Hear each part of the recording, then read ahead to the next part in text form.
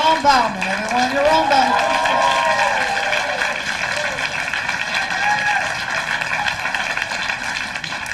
Thanks for coming out and supporting live comedy. I stand before you, ladies and gentlemen, as the world's first and only stand-up economist.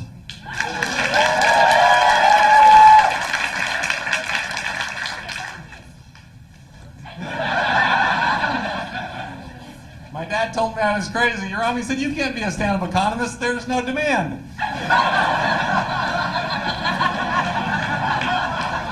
I am killing. I said, don't worry, Dad. I'm a supply-side economist. I just stand up and let the jokes trickle down. I believe in the Laffer curve. Couple of people. Thank you. I only have a couple of things going for me as a stand-up economist. One of them is low expectations. Low expectations put George Bush in the White House. The other thing I have going for me as a stand-up economist is I can make fun of macroeconomists. You know I'm a real economist because I can make fun of sub-disciplines that are totally indistinguishable to people on the outside. You know, people in Washington make fun of people in Oregon, people in Alabama make fun of people in Mississippi, people in prison make fun of people in graduate school. People are always asking me if I'm afraid of failure. I'm like, afraid of failure? I used to teach introductory microeconomics at 8 o'clock in the morning in Walla Walla, Washington. I have walked through the valley of the shadow of death. I have given lectures on cost-benefit analysis in the valley of the shadow of death. I think that's enough for the economics jokes. You want more economics jokes? Okay, these are some new ones. I'm just working on them, so you have to be patient with me. Okay, these are my knockoffs on Jeff Foxworthy's. You might be a redneck if. These are you might be an economist if.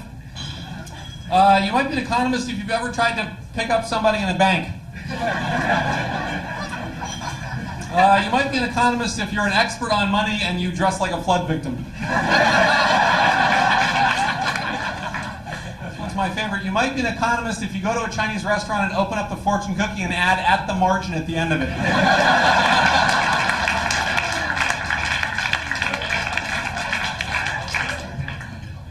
Finally, if you refuse to sell your children because you think they might be worth more later, might be an economist.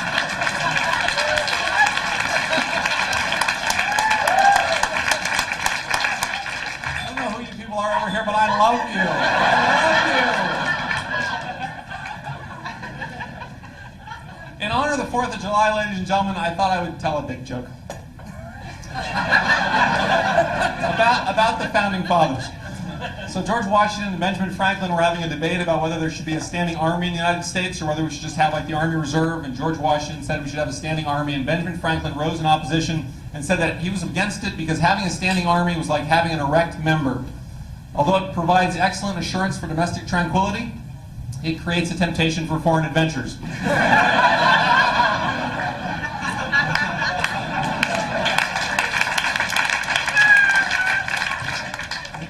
Words were never spoken. It's the summertime, ladies and gentlemen. That means that our president is probably reading again.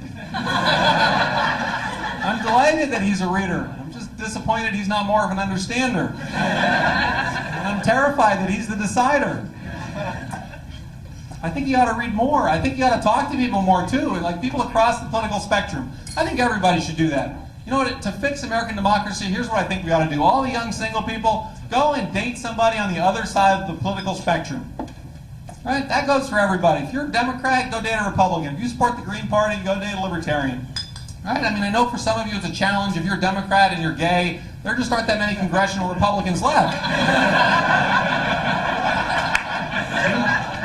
You might have to try the evangelical pastors. I am allowed to tell that joke. Because I dated a Republican. She was a good kind of Republican, though, like Rudy Giuliani, you know? She was fiscally conservative and socially promiscuous. She was a lot hotter than Rudy, though. Here's what I'm going to do. For the rest of the time I have left, for the rest of the evening, you folks over here, I'm going to divide you up across the political spectrum. You folks over here, from here on over, you guys for the rest of the night, you guys are the left wing. That was an appropriate amount of enthusiasm for the left wing. Look, I know you guys are disappointed. You've had a couple of bad years, but wait until 2008 when the Democrats take back the White House, because then you'll be really disappointed. Let's try this again. You guys over here, you guys are the left wing. Not bad, but watch this. You guys over here, for the rest of the night, you guys are the right wing. Look, that was okay, but when I did this in Texas last week, they started chanting USA. It was really the most amazing experience of my life. So I want you guys to do that for me. Like, dig down. You guys up front here, you weren't chanting. Dig down and find your inner red meat, okay? Put yourselves in the mind frames of people that believe in social Darwinism but don't believe in Darwin's theory of evolution. Right? On the count of three, I want to chant USA. You guys over here, you guys are my right wing. USA! USA! USA! Good, that was much better, much better. And you guys on the left wing, you guys were perfect. Because while they were chanting USA, you were just sitting there looking befuddled. Vaguely unpatriotic. I don't know how that happens. It's not just the left and the right, though. Like, on the far extremes of the political spectrum, like on the far right of the political spectrum, you folks at this table right here, you guys are my libertarians. And on the far left of the political spectrum, you folks here, you guys are the libertarians. Did you guys get that? Libertarians. Not the people that check books out for you.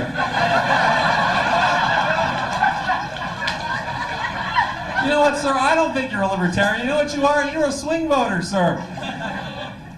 You're one of those people, you're clueless, you're apathetic, and every 4 years you determine the fate of the free world. This man right here, ladies and gentlemen, this man is the idiot savant of democracy. Give him a round of applause.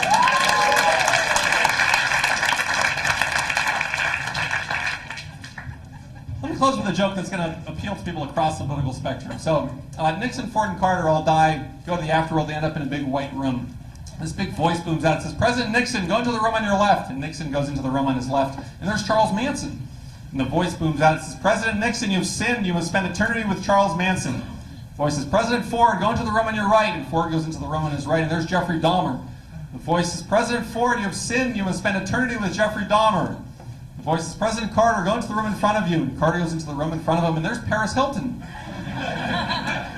The voice says, Paris Hilton, you have sinned. Hey, my name is Jerome Bell. You guys have been